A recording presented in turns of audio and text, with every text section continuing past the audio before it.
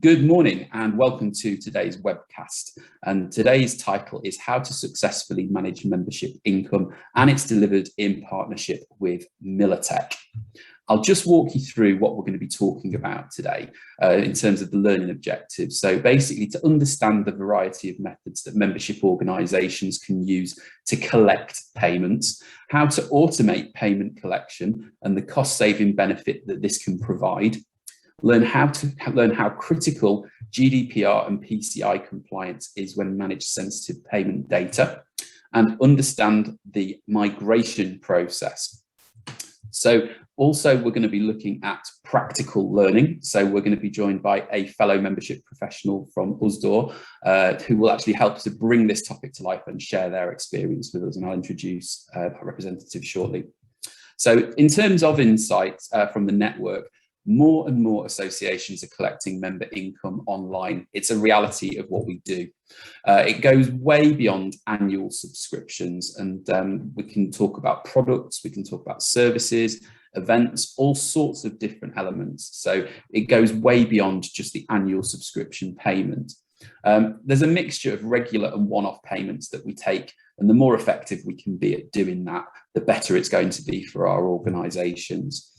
Obviously, like most things membership, it's not as easy as it looks from the outside, and hence with today's session, we're hopefully going to share some really great advice and information that will help you to be more effective when it comes to online member payments. Integration undoubtedly will be playing a part in that, but also the actual online journeys that are taking place with members when it comes to payments. And obviously that's a bit of a challenge. Today, hopefully, we'll be able to better understand how to make things better. So I'll introduce you to today's panelists. You've already met myself. Next up is Hitesh Sharma, who's Business Development Manager at Militech. Good morning, Hitesh. Good morning, all. Good morning, Rich. Good morning. And we've got Cheryl Quinn, Business Development Manager at NetExtra. Good morning, Cheryl. Good morning, everyone. We've got James from Clear Debit. Hopefully you're there, James. I am. Good morning, everyone. We've got Abby from Clear Accept. Morning, everyone. Goodness me, this sounds like a roll call. And we've got Vicky Critchley, who is who's our membership body case study at USDOR. Morning, Vicky.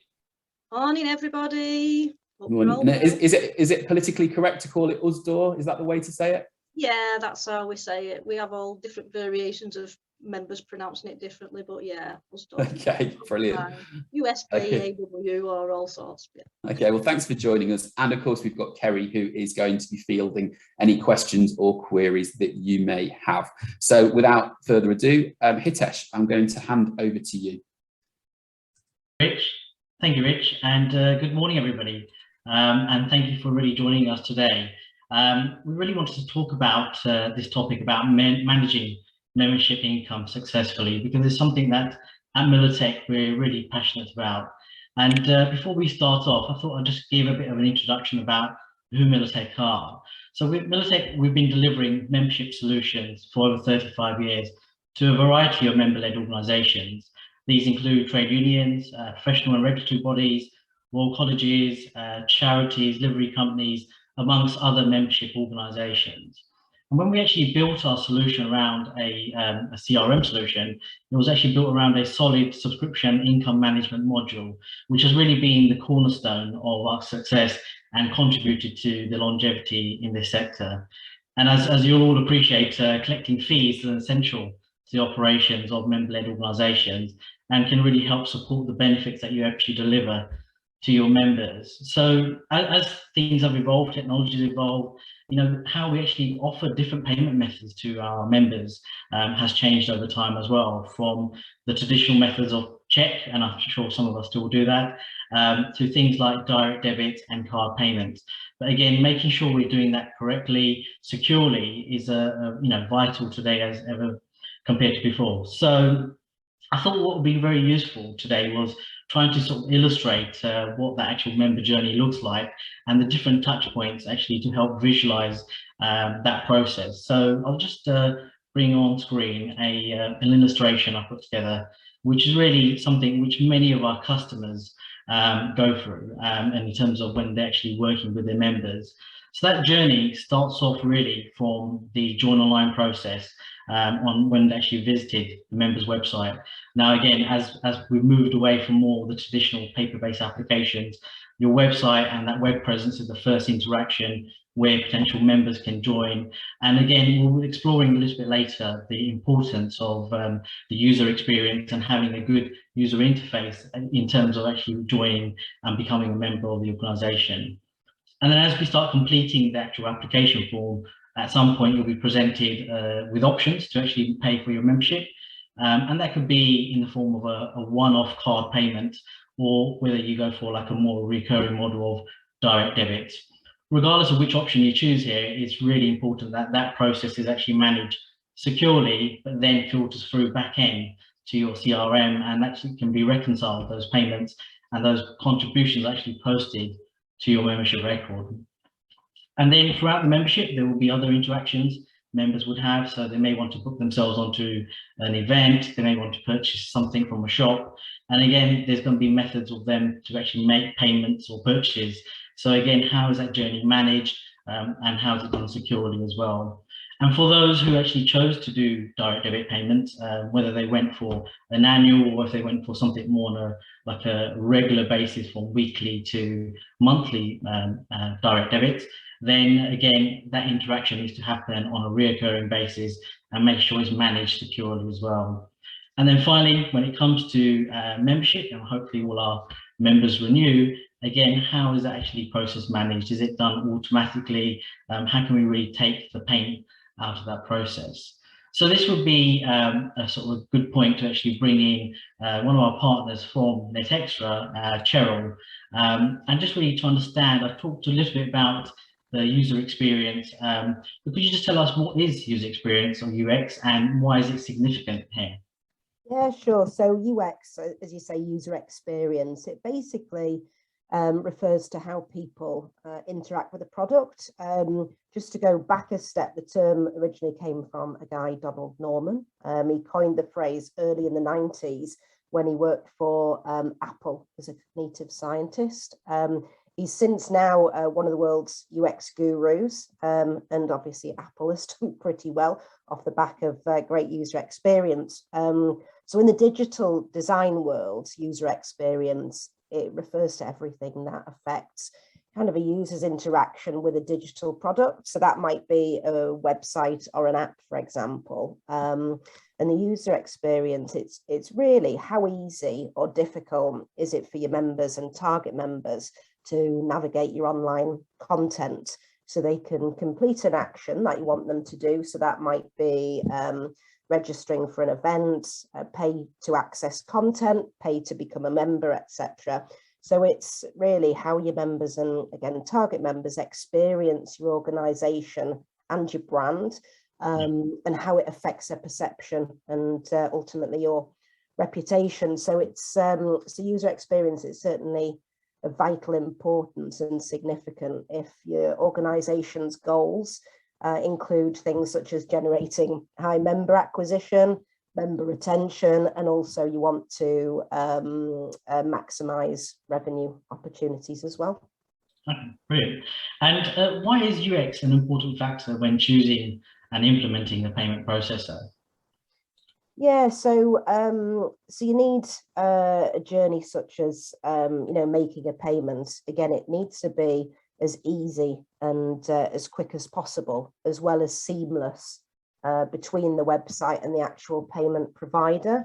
So you can see on the bottom of the slide here, this highlights some of the negative user experience examples. So these are some common barriers to the payment journey, which would mean valuable income could well be lost. So, if your website is difficult to find in the first place, if you've got poor website navigation, perhaps how to pay isn't actually easily identifiable. Maybe the payment page has different branding versus the website, so there's not real consistency there. And there might be too much friction in the payment process. So, for example, there might be too many clicks, or so people are leaving your site. Whereas what good looks like, so what's the positive user journey? This is when your website is search engine optimized. So visitors can, first of all, find you, which is very important. You offer streamlined navigation. So again, it's easy to find and do what they want.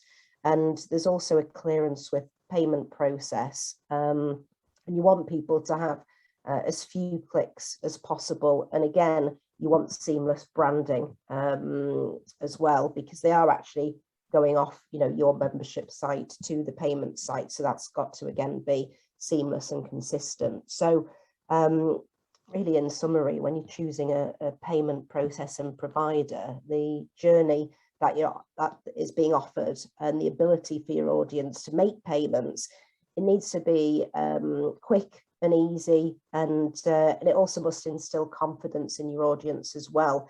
So you'll have great branding and security notices along the journey as well. Brilliant. Well, thanks, Cheryl. And yeah, some really insightful stuff there. And I think that leads us on nicely for today's poll. So if Kerry, if you could share that on screen with our users. So the question we really wanted to ask in relation to this is, and especially taking in Cheryl's comments there about a good UX, is how do your members view your online payment process? So is it A, easy? Would you say B, too many clicks and stages, but still simple enough? C, we've had complaints. D, we don't know how online process is viewed. Or E, we don't offer online payments at all. So if we could just all put an honest answer, what we feel would be, how actually your payment processes are viewed at the moment. Answers will be kept discreet, so we're not looking to pinpoint any particular organisations around how areas could be improved, but it's really collectively, what do we think would be a useful thing to actually, improve what we currently have. Okay, the results are in, and quite interesting there. So some who are doing a good job, easy, but a part of me sort of expected the answer of D, we don't know how online process is viewed. And we've actually faced that very similarly with some of our clients, because again, it's just managing when they're actually going through that journey, especially when it comes to members joining online and becoming a member of the organization. They want to know exactly why are they having these dropouts. And some of that is due to not knowing exactly how the online process is viewed. And what we've done to counter that really is insert sort of Google Analytics tracking code on the online applications. And that's been really insightful, because you actually can see when people actually dropped out the application process. And if that was leading to the actual payment pages itself, then again, that was quite insightful in terms of, giving them a bit more information and see how they could actually improve those areas. But no, thank you for your response for those. Okay, so as part of the options, so we talked about the user experience, but when it comes to actually making payments, there's two options that many of us offer on our online application, and one of those is card payments. And this will allow to bring in Abby from Clear Accept, and just thinking about those card payments. So Abby, how can organizations leverage their payment solution to improve a member's checkout journey? I think members should be concerned about having a payment provider that actually offers them an opportunity to grow the functionalities as well. So that means as your business grows, there's going to be different features and requirements concerning payments for your customers. So having a provider that can offer those additional features and solutions in the future is always an interesting conversation that you need to have with your providers going forward. And I think managing also from a integration point of view, for example, in this case, in integration with Militech, also gives you an opportunity to reconcile your transactions very easily, because there is no point when payments are being taken on your website where you have to log into the payments provider software to look at reports, and also trying to marry up the communication you're getting from your CRM system as well. So a simple one location reconciliation is be ideal for every business is looking at these options. I think also reducing the number of accounts and contracts as well that you are setting up with multiple providers because in looking at different options, you have to have a payment provider that has a very simple onboarding process. Also for your members, you also want to make sure that, you know, when those payments are being made on your website, it's simple clicks that they have to go through, and not too many of those, as Cheryl mentioned earlier on her advice as well. So I think, yeah, those are the main important things that providers should be looking at. Okay, and one of the other areas is, you know, at the forefront of people's mind is around security. So what are the key things that you think organizations should be, you know, be really aware of when it comes to security? One of the main security measures within the payments industry is Pci compliance, and I'm sure you know, many people would have heard that phrase before. But there's also levels to Pci compliance. What you should be looking for is a level 1 compliant payments provider. What that means is that there's a higher level of tokenization when payments are being processed on your website. Essentially, we all experience it today when we're starting to make payments with our mobile phones. What that means is the credit card payments transaction details are not shared with your CRM or not even shared with the gateway provider. It means that the card details is not fully revealed until it gets to the end processor. So that means you have no PCI DSS compliance requirements, because that data for that card was not shared with you and your CRM, and your gateway provider as well did not actually have all the full card details. It was only shown to the processor at the end of that transaction. So it gives you less responsibility from a compliance point of view, because without that, you can have quite a long process of having to be compliant with other payment providers. Sure. And another area thing that we're probably seeing a lot more, getting emails around, is the Psd2 compliance. And again, that's a key factor. And is that something which ClearAccept are able to work with our clients to offer? Absolutely.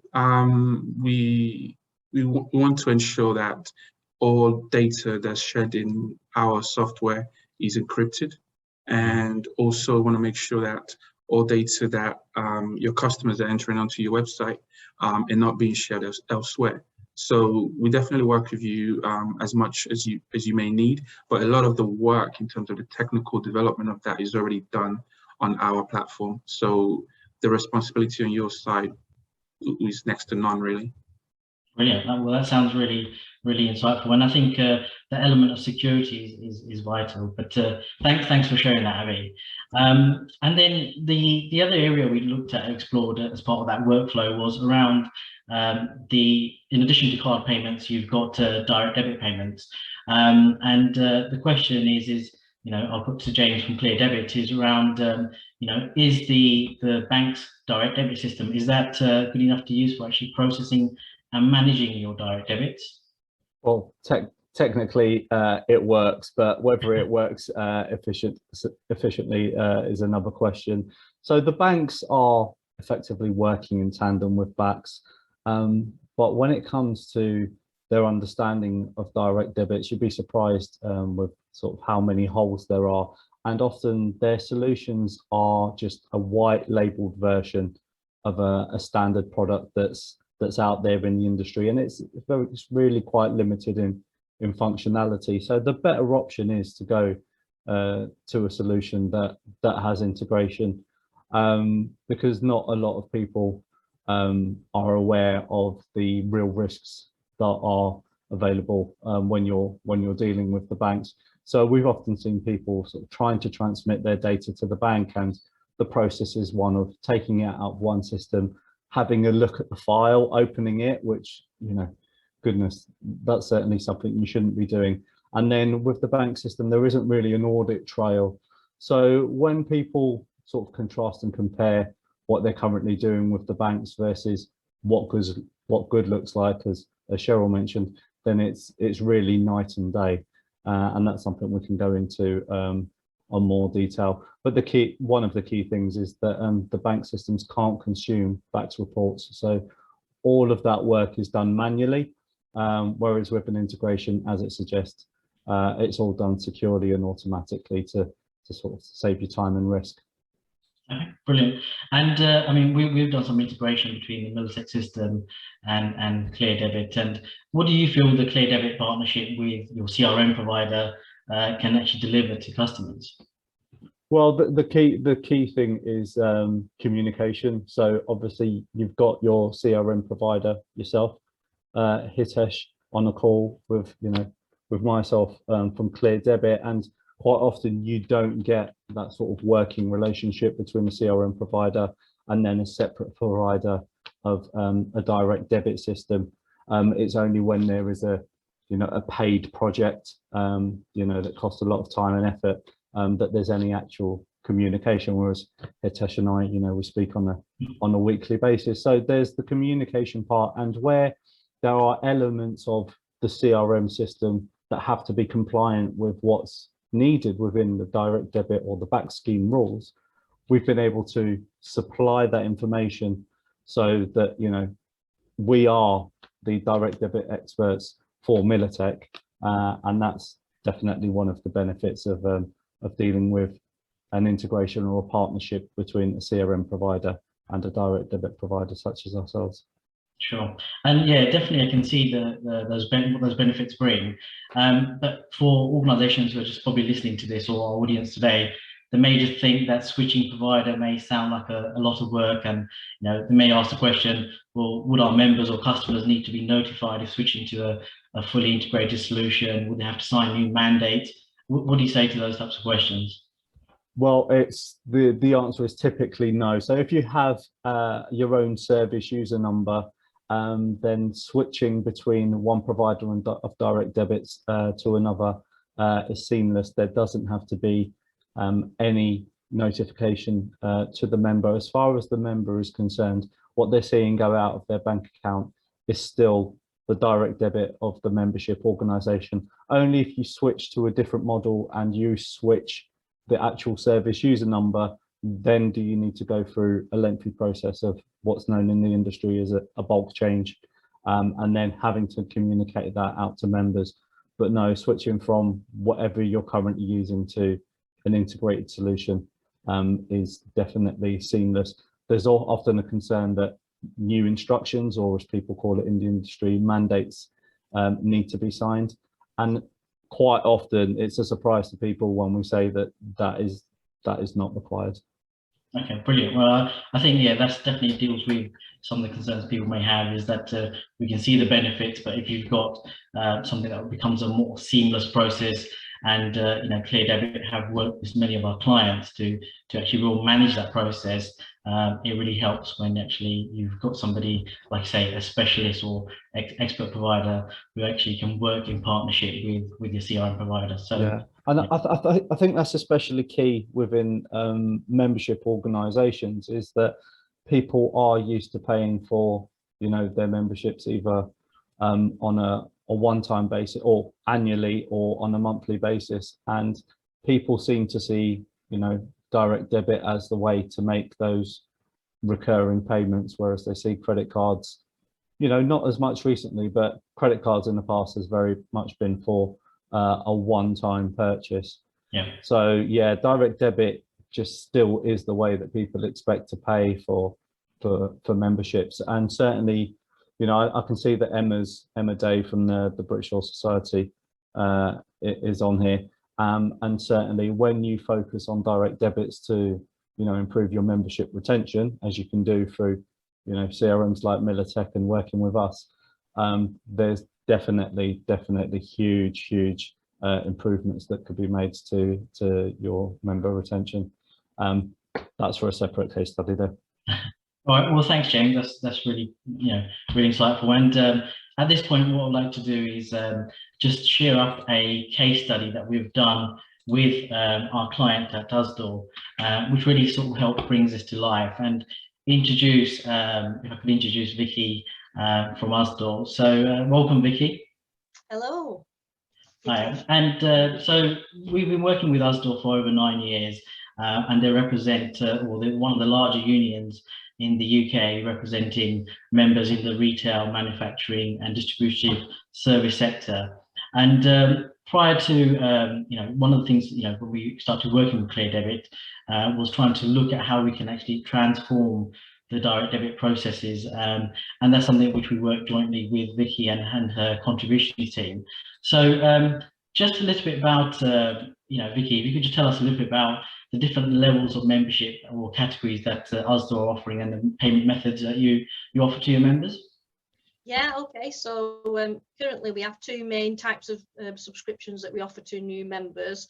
It's now gone to a single scale as from July. So there's a scale A, which you can opt into a political fund, or the scale A opting out. And the difference for that is just 10 pence a week. Prior to July, there were 4 types of main membership subscriptions. We had a scale C, which was for part-time members who could opt in or out of the political fund. We have numerous paid membership retired rates. I think there's about 12 currently, and these rates were determined at the time that the members retired. And we've also got 2 free life memberships rates of scales, which are free life membership A and free life membership C. But obviously, as they're free, people don't have to pay these, any union contributions for those. Now, members can choose to have the contributions taken direct from the wages. That's if we've got a deduction scheme that we operate with the employer. Or members can choose to pay via direct debit monthly, or if they're a retired member, they can pay annually. And we have the options of debit or credit card payments as well. And we used to offer standing orders, but that's options only open to existing members who are already paying by a standing order. And there's still the old-fashioned cheque, which some of our retired members still like to pay into us, but obviously we are trying to convert those over to annual direct debit, just for the security and the safety, and also the ease of them having to try and remember when they need to pay the union contributions. And I mean, one of the things, as we can see, USDA, in terms of direct debits, you're processing up to, say, 840,000 transactions. And I think it would be a little bit good to understand, prior to actually moving to the new solution we put in place, if you would just talk about your original process. Oh yes, it was quite a lengthy process before. In the good old days, or bad old days, whatever you want to call it, we had a bank wizard tool, which obviously sat on the desktop, that you used to have to manually key in the membership sort code and account number to check whether they were valid details. And then when obviously Militech came on board, this was incorporated within our new membership system. So it's all integrated now, which is, much easier for us. We used to have our own smart cards and a smart card reader as well to access the BACS website. Then they introduced WinBack software for us, which we had to use with the card, which added an extra level of protection to access BACS. But we needed a password, we needed to remember, PIN numbers, and we had to change it regularly. We'd also use the WinBack service to actually manually download and save all our reports from, BACS. So we had to go in daily to pick up those reports. Prior to Militech coming on board, we had to manually action those reports from the bank. So the ADACs, which is the cancellations and changes, and the ARADs, which is the unpaid reports. And before that, we used to actually key in the information ourselves before it became automated under MTL as well, Militech. We had to create the BACS collection file ourselves and the audit export files using Notepad, and had to save it onto our server in a particular folder so that we were ready to send it via WinBack software via BACS again. We'd have to remember to save the BACS collection file into an Excel format and delete it from the folder that was used to send over to WinBacs. We'd also have to retain all the XML files for ADACs saved into a folder, and also the PDF version. We'd have to housekeep it regularly, and the same with the unpaid report and the audit export reports. And we'd have to re-access WinBacs as well to get the confirmation from BACS that all the reports had been actioned, or if there was any errors or issues with it. So yeah, it was quite lengthy. So we were glad when things started to be integrated.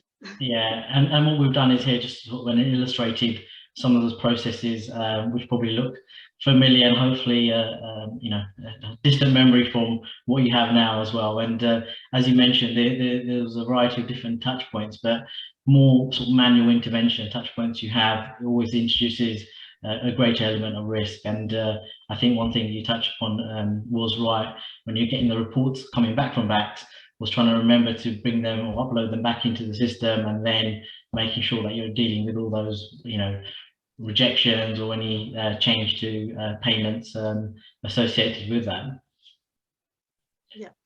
Yeah. So regards to the challenges, I mean, internally you mentioned there were some, you know, a variety of different challenges, some of them around expertise, some of them about things being open to human error. Could you just give us some details around that? Yeah, so obviously, you know, security wise, we had lots of different files stored on our server in different folders, and they weren't encrypted. So, you know, God help if someone had broke into our systems, you know, there's a lot of information there that could have been potentially used, you know, for whatever, things like that, but nothing luckily happened. Yeah. Obviously, there's a human error element of it as well. You're relying on one person to do all the processes and not miss any step out. On one occasion, we did have an Ordis export that we produced it, but unfortunately we forgot to send it via Winbacks and Backs, and we only realised that we hadn't sent it, even though we'd produced all the letters to the members and said we were going to collect on this date, when we got the unpaid report back from the bank, and it had a lot of you know, no instructions on the report, and we were like, oh, what's gone on here? This is unusual. And then investigation led us to find out, oh yes, you've produced the report, but you haven't sent it. So yes. Yeah, I mean, like you say, there's things open to human error, and also when you say regards to the even the file, if the file is available, it can always be it's very easy to just be tempted to make a change to the BACS file if you're trying to make a correction, as opposed to really doing it directly in the CRM. And as we know, when you start opening sort of files in Excel, you can always be dropping the leading zero of an account number, which again can lead just to not, you know, collecting things on time for a particular member, which eventually leads to, you know, having a frustrated member about why the subscription hasn't been collected for whatever reason as well. And as you touched regarding security, you know, having the file available, although it may sit behind your sort of internal firewall, the file is still not encrypted at that stage, and it's just something which when we work with us, we're trying to focus on how can we really protect this, because, you know, under GDPR, you know, the file will have enough identifiable details in there, you know, surname, account number, to actually identify a unique individual, which again, you know, we wanted to really deal with and work with us to make sure we actually can sort of counter some of those risks themselves. And so in our new solution, the key focus was really around how can we actually deal with that security from the outset, and having that encrypted transmission, so between Militech solution and the Clear Direct Debit. And there were various different things that we introduced, or processes, to actually deal with how the current method worked, and in trying to improve those, and, you know, having, you know, our solution doing sort of the heavy lifting, so everything else is very automated. So could you just tell us a little bit about what that's meant for you and your team? Yeah, it's just like, it's, you know, it's a seamless process. Basically, it's just one touch or click of a button, and the information is transmitted safely and securely, and it's received safely and securely between the two systems as well. So, you know, the files from BACS are available on an area within our membership system, and we can be downloaded and processed daily. And it ensures us that no file is missed, because obviously we're not picking them up manually ourselves, they're done by the automated system. And obviously things can be validated and reconciled by Clear Direct Debit, so we know that we're not going to resubmit any files twice as well. Yeah, and I think definitely having that that level of, you know, double checking, whether it's from the front end, the CRM taking care of, you know, before the file goes across to Clear Debit, and then you've got Clear Direct Debit or doing the actual additional checking, that really sort of gave comfort to your team in terms of ensuring, you know, like I say, you're going to be doubling up on on submitting the wrong thing at the wrong time. And as part of the process, what we were able to do was, in terms of our solution, we were able to demonstrate several benefits to Usdaw. And what do you feel this has meant for your team? Oh, right. Well, for me, it's a big time saver, because I'm not having to do the manual process for collecting and sending the reports. As I mentioned before, it's also stress-free now, you know what I mean? All that sort of pressure's taken out of my hands in a way, because the reports are there, you know, hit the button when I want to create a file and transmit it. It's done, it's dusted. I know it's going to get picked up by the Clear Direct Debit team. It's having the support of the experts should anything arise, and the confidence in them sorting out any issues. Like yesterday, for example, I needed to lodge an urgent file with BACS. Our systems were down for most of the day, so at 4 o'clock they came back on board. Well, it's missed the automatic job, because normally when we create the file, it gets picked up at noon, and then it gets sent by the Clear Direct Debit team over to BACS that day. But if it doesn't get done at noontime, then you have to wait the following day. So I had to actually get in touch with them to arrange for that file to be sent to BACS urgently, and they were great. You know, I couldn't get through at first, unfortunately, so I left a voicemail, and then I followed it up with an email, and within about 5 minutes I had a response from you know, one of the team members, and confirmed which files that I wanted sending, and they confirmed it was all done for me. So that was great. You know, it's just much better that way. Obviously as well, I've got less time spent training my staff as well to use the product, because there's no, you know, there's no need for all the external software. It's all amalgamated onto our, you know, onto our membership system as well. Yeah.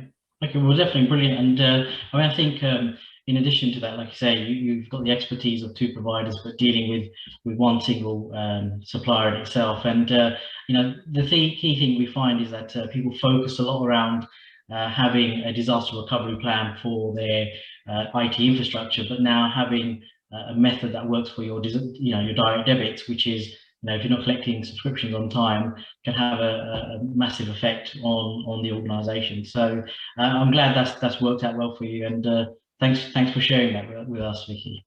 No problem, thank you. And just before we go into questions, I really hope today, looking at the different things regarding when it comes on to your online journeys, to actually paying by whether it's card payments or direct debits, you know, we've be able to demonstrate what really good looks like, and really understand the importance of having an automated and fully integrated solution. And with that, I'll hand over to Kerry now, and just to answer some of your questions either for myself or any of our panelists. Thanks, Hitesh. Yeah, if everybody wants to come back on the screen, I've got some questions that were leaping to my head as you were talking. Actually, all of you have got something really relevant to add to this, I think. My first question is actually related to the poll. So the biggest answer, far and away, was 44% don't know how it's viewed. And it strikes me that that is an exercise that then people need to do first. They need to really have an understanding of how that process is being viewed. And I wondered if the panel had any tips on, well, how do you kind of review the process? How do you do like a member or a user audit almost of what the current process is and how it works and how it could be improved? Has anybody got any kind of tips on how to do that? Just for me to say on the first of all, obviously on the front end, having doing sort of like a customer journey payment process audit in effect. So it's like user experience test and research to understand, okay, so what do your members and target members think of the journey? Where are the problems? Understanding the why and the what is happening. So you've truly got your quantitative and qualitative data. So then you can then go about looking at, okay, how do we improve the overall user experience and journey to make the payment? Mm-hmm. Mm-hmm. And so yeah, with Net Extra, that's something that, you know, we help quite a lot of our clients to understand. Mm-hmm. Mm-hmm. I was going to say, following on from that, not really answering the question about how do you ask, but in terms of what the process should look like. For direct debits, the back scheme rules actually dictate a little bit of what the user journey needs to be. And when these screens are designed, you need to get them signed off by backs, which we do in association with Militech. And they have to follow quite a simple process. So it should take care of itself, but then it's understanding what does your process look like now versus what it should look like. And, you know, backs sort of dictate to you what it should look like to a degree. Yeah. And actually backs aren't necessarily brilliant at telling you quite what that should be. So we can translate back speak for you so that you can make it look like something a normal person would use. Right, yeah, because it's as you're right, Cheryl, there's a front end bit, which is what the user and the member interface with, and then James is saying there's a back end bit, and you've got to internally agree on what that is, and it's actually both of those things together, not one or the other, but both, that have to be kind of audited or reviewed or evaluated to see how that's going to work, because actually most organizations have more than one payment type. So you're right, it's not just it's the direct debit system, it could also be how you take cards online, how you get people to sign up in the first place. If you're offering multiple payment methods, I guess for every method there is a different process that needs to be looked at in the back end. So it's not that simple as just saying everybody goes through the same thing. It's multiple payment methods. So that does make sense that everybody needs to kind of think about that as an overarching activity to do in terms of auditing their current way of doing things. Cheryl, there was a really interesting bit where you were talking about the user experience, and one of the negative things that you were saying was about the user's confidence dips when two sites aren't branded the same. You know, perhaps you've started on one page and then you go on to another and it doesn't look anything like the page that you've just left. That to me sounds like we're getting into kind of the marketing psychology of stuff, which is really interesting. So what we're saying is that there's a when you say lack of confidence, do you mean it becomes that the actual user, the barrier could be that the user mistrusts that they've actually been sent somewhere fraudulent? Potentially, yeah, because what people want and expect is consistency across their journey with branding, for example, because yes, that instills that confidence, and it again makes it look seamless. And when someone's parting with money, yeah, anything that doesn't look right or feel right could stop them from moving through that journey. So anything like the design, the flow, it all needs to be consistent. So actually, when we're talking about doing that audit process, that's one thing that people could be looking at is from the user experience, what does literally the design and the branding look like for each stage of that process, and trying to make it look, even if they're delivered by different partners, you want it to look as consistent with the brand and even the font as much as possible. And I'm guessing that really requires a joined up approach between perhaps those different suppliers to be able to do that. Yeah, absolutely, makes a huge difference, and obviously most importantly it's impacting revenue when you get it right, and it certainly impacts revenue negatively if you don't get it right. And one thing I'll just add to that is a real appreciation that members are a lot more savvier, you know, in terms of understanding and looking for the telltale signs of what, you know, fraudulent activity looks like. We're bombarded with, you know, look out for this link, look out for, you know, if you've been navigated to something which may not be a genuine site, you know, look out for the little padlock sign. So there's an appreciation also how our members are responding, and, you know, how more savvy they are with regards to security and technology. So it's ensuring that, like Cheryl says, having a more joined up process looks, you know, secure and trustworthy. Yeah, absolutely. Which actually ties in nicely to my next question, which is for Abby. So, Abby, were you saying, now I want to clarify first of all, is it PCI compliant or PCR compliant? PCI compliance. Right, okay. Because I think most of us in the audience, when you said, well, of course, you know, PCI compliance, everybody went, got no idea what that is.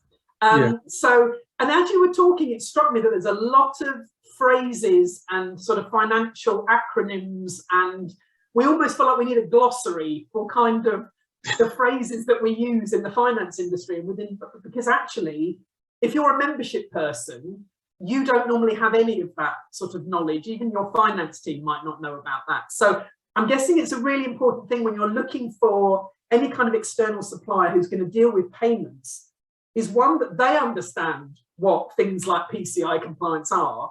Because if you don't know what you're looking for in your supplier, you almost need to have all that knowledge yourself, right, to be able to test them about whether they know what they're doing.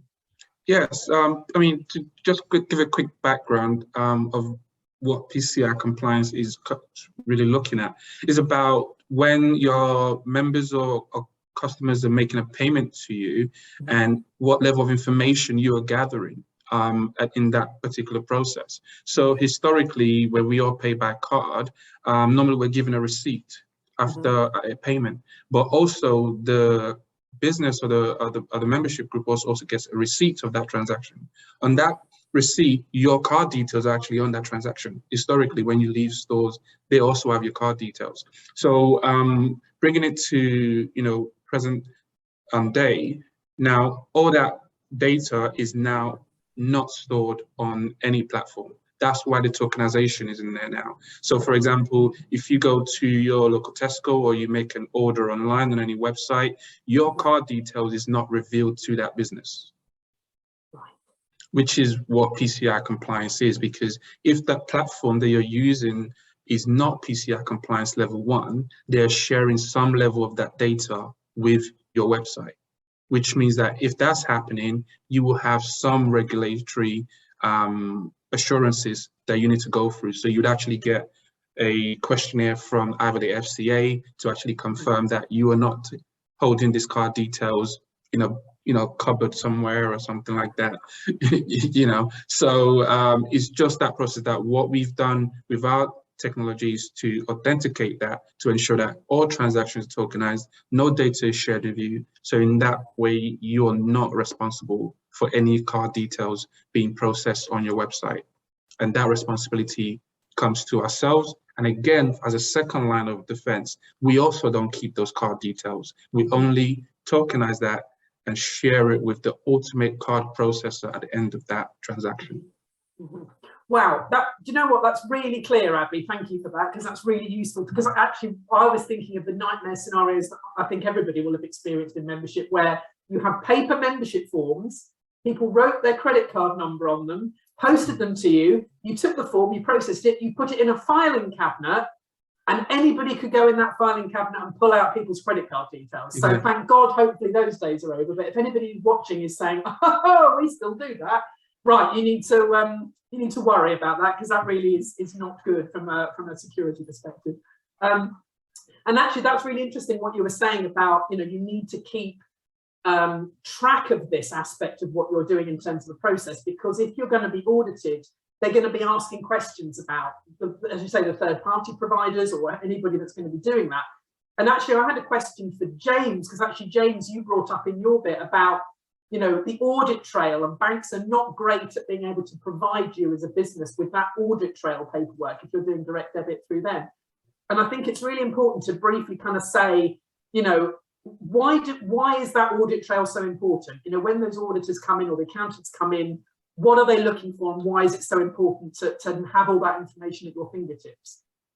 Well, if anything, it's to do with risk. So where you're moving one file from out of a system and then anybody is able to open it, change the file, there is no understanding as to who has changed the file, when they've changed the file, if the file was changed accidentally.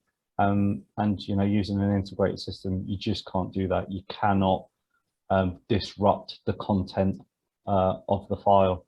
But that's not just true of the banks, it's true of any external software that you use, where you take your data out of a CRM or and then you manually move it across into another piece of software. And customers, while we're talking about security and risk, the PCI doesn't apply to direct debits because it's not seen as the same level of sensitivity as credit card information. But members are sensitive about their bank data, even though it's not technically the same sensitivity. So for them to know that their data is being treated in the most secure way and unobtainable by anybody else, that's a massive plus. Okay. Yeah, I mean, as we're talking more and more, it feels like it's about covering yourself from an organisational perspective, whether we're talking credit cards or direct debits, whatever that financial data is. It is about evaluating that risk, and it's about being able to show very clearly to anybody that asks you, because I mean, I'm sure even the Charity Commission could rock up and say, hang on a minute, what are you doing with these details? We know the ICO doesn't like you parting with people's data, you know, by accident, doing mail merge. There are all kinds of bodies that could be stepping in at any point and saying, you know, we need to evaluate that you've taken this risk seriously. And we know how seriously the ICO takes stuff and how much they fine. And this is financial data, so it's going to be even worse if there's a breach or any kind of fraudulent activity going on. But as you were sort of talking about all these different organisations that come together to create this kind of end-to-end solution, Hitesh, it was kind of striking me that, you know, people probably think a membership body will say, right, we need a new payment provider. There's a very kind of specific thing they have in mind. We need to get our direct debit sorted, or we need to get our credit card payment sorted. And they look for a provider.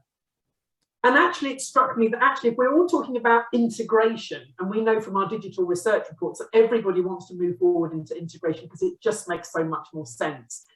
But it's never about the payment provider. It's never about the one thing that they want, because actually, you could get a payment provider that then in 3 years' time, you realise you're changing your CRM and now that payment provider won't work with that CRM. So when you've got organisations that you support, Hitesh, is it about seeing IT as a bigger infrastructure issue rather than just looking at individual problems that need to be solved? Yeah, most definitely. I think the key, like say you touched on, is having that holistic view of, you know, where are we going is part of our, so if you're going through a digital transformation, what are we looking to achieve is not just about this one implementation project. So when we talk to customers, is a key thing about looking at, you know, what is that integration looking to achieve, how quickly you want to get to that, but also at the same time is, you know, what are your growth aspirations? You know, if you're going to go down, for example, direct debits and you want to collect, you know, regular income, for example, like the volumes that Usdo are doing, is looking at, have you got a solution in place that's not going to just deal with the implementation right at this stage, but it's going to support you for the future as well. So again, that's the key thing that we feel, is that looking at taking all those things into consideration about the bigger picture, about those integration and having the partnership, because we typically, as a CRM provider, we sometimes become the glue to the different integration platforms. And the thing is our clients are looking to us as a trusted advisor to say, well, there's lots of solutions out there. What sits best with your system? And we really want to work with partners who are actually not just taking that one-off implementation view, but is making sure that they've actually got that trust in place. Because at some point, there's always going to be some issues, and how do we actually support them? And having that trust between your payment solution, your direct debits, is, you know, a key factor in all of that. Absolutely, absolutely. And actually, that means that leads nicely, really, to my question for Vicky, because I think the case study was brilliant in showing the kind of before and after situation. And the relief is palpable, Vicky, on what you've been able to achieve and what you've done. If you had to give a piece of advice to somebody who is now in the shoes that you were in at the beginning of the project, you know, what's your one bit of advice in terms of people that are at the start of this journey? Do it. Because it'll make your life so much easier.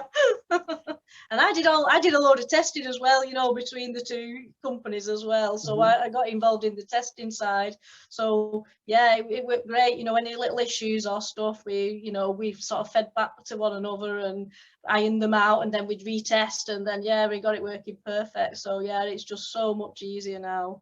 Yeah, the pressure's sort of off, you know, from us as, you know, individuals in our team having to do all that extra work, you know, of obtaining the files, importing them and stuff like that. Just tap, click, done. Yeah. Did you get a lot of buy-in internally though? Because I'm aware that as soon as we start fiddling around with internal processes, there's always people saying, well, we've always done it like this. Why are we trying to cause problems? Did you have a lot of internal support for that? Yeah, there's like support for it, and yeah, and I'm rolling it out slowly to my team, you know, to sort of do that now, so that if I'm off, there's always that cover as well, you know. So yeah, it seems to be being picked up pretty quick. the guy who normally covers, he did it, and it's just picked it up straight away. It was, yeah, he thought it was much better. Yeah, big improvement. Like sometimes with the old win-back software, it'd be hanging, you'd be waiting, especially if you're doing the backs collection file, and you were like, please do not time out, please do not time out now and crash. So yeah, it's you don't get any of that. It's just like quick, files created quick, hit the button, it's transmitted, you don't even see any of it, you know, and then you can get your reports obviously when they come in the following day. Yeah. Yeah, I mean, Rich, you put in the chat that you were getting flashbacks to a very similar situation. We've all been there. Yeah, you're right. I mean, honestly, it was quite vivid actually, Vicky, as you were talking. You know, we've all been through that process when it doesn't quite work out how you think it's going to, or if it crashes. And as I say, vivid memories of being halfway through an annual renewals run when I think it was more the CRM rather than the actual payment software, you know, literally just it crashed, and we had to work out at what point in the submission it had crashed, and it was just an absolute nightmare. So it's really lovely to hear that, you know, that it's working well for you, and with all those members as well. I mean, there must be like literally millions of transactions. Mm-hmm. Yeah. So what I'll do, thanks Kerry for pitching those questions. And I mean, I've just got one quick question. It's probably more for James actually. It just occurred to me as we were going through, in terms of how responsive the banks are for membership organisations that want to start offering direct debit as an option for their members. Is it still quite variable between how helpful the banks are to organisations? Yeah, it certainly is. It varies from bank to bank quite significantly, especially when you start going through the process of trying to make yourself paperless. That can really take a real turn depending on which bank you're with. Fortunately, we have relationships with those banks directly. So outside of the Militech relationship, we deal with those banks directly. So we know, because I'm not going to name them, but we know which ones are more difficult than the others to deal with when it comes to those aspects. And because we've dealt with them, we can sort of circumvent the issues or explain it to them in a way that we've done on the previous project that helps us move things forward. So yeah, it does vary from bank to bank. Okay, and so basically not underestimating the internal resource that might be needed to actually make it happen. I suppose that's something to think about. And the final myth I suppose I've got to bust with this, whenever we talk about online payments or direct debits, do you need to be a large membership organisation? Do you need to have a lot of members to make direct debit worth it? Or can it be any size of organisation, James? No, it can be any size of organisation. There is a limit in terms of, if you're a new organisation, you might find it a little bit more difficult to get a service user number from your bank directly, but Clear Direct Debit, or Clear Debit as we are now known, will shortly be in a position whereby we will be able to give service user numbers out to individual organisations that can't get one from their bank. So yeah, it's even easier now. Cool. That's good. So obviously much more accessible than it was years ago, which is lovely to hear. So we're just hitting the hour now. So I'm going to just close off today's session. So first of all, a big thank you to Militech for sponsoring today's session. Obviously we couldn't have done it without you. And also thank you to the other brands that got involved as well today. We've heard from Net Extra, Clear Accept, and Clear Debit. And of course, Vicky, thank you for giving up your time as well. We know how busy you are with the day-to-day membership activities. Thanks for taking time out to bring this topic to life. So thanks for joining us. This session will be recorded, and the content will be made available via our sponsors, Militech, who will be in touch. And are you okay to share some of those slides from today, Hitesh, just for our participants? So Hitesh or a colleague at Militech will share those for you so that you can use those as a resource. So without further ado, thank you everybody, and we'll see you next week at 11.